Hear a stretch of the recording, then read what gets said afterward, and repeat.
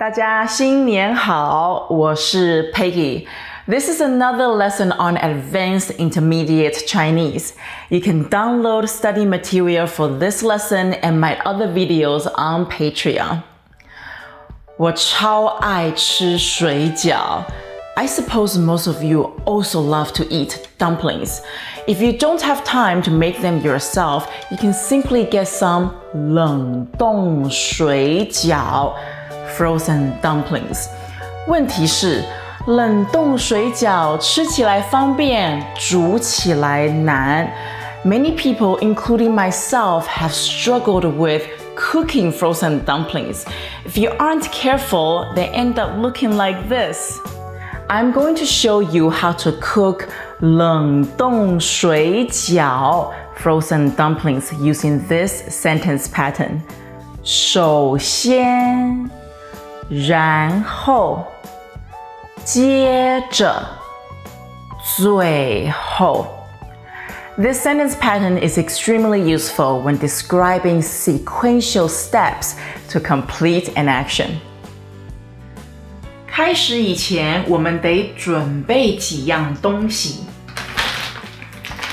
冷冻水饺 or 速冻饺子。I'm sure you can get this at your local supermarket, or you can track down a 亚洲超市 an Asian market if you would like more options. I got this at the local traditional farmers market where they sell handmade 水饺. We will need 锅子，有锅盖的锅子。You're also going to need 漏勺 or you can simply use these 滤网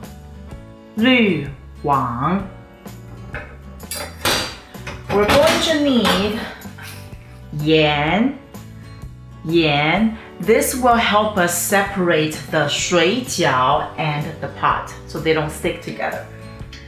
And 盘子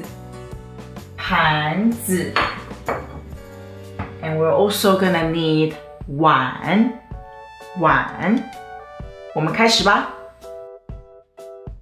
首先，在锅子里加冷水，再加一点盐，然后把冷冻水饺放到锅子里，用漏勺轻轻地搅动水饺。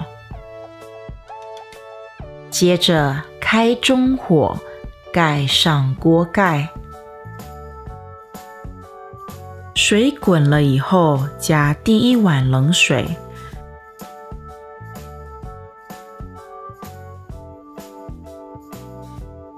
再用漏勺轻轻地搅动水饺。水又滚了以后，加第二碗冷水，再让水滚。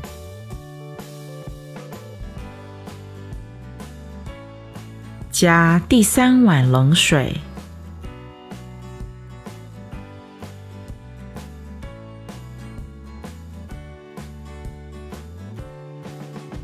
用漏勺把水饺捞出来，放在盘子上。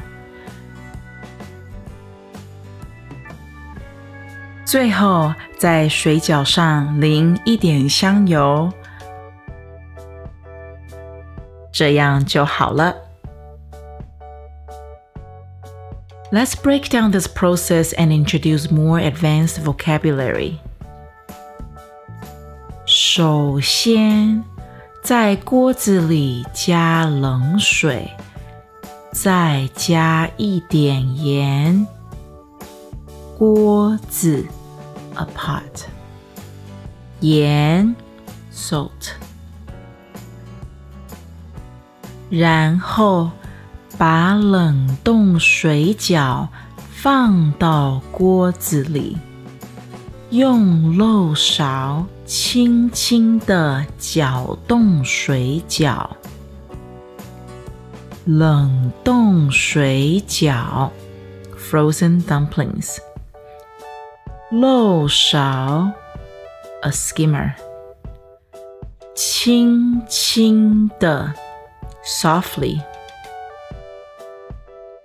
搅动 to stir.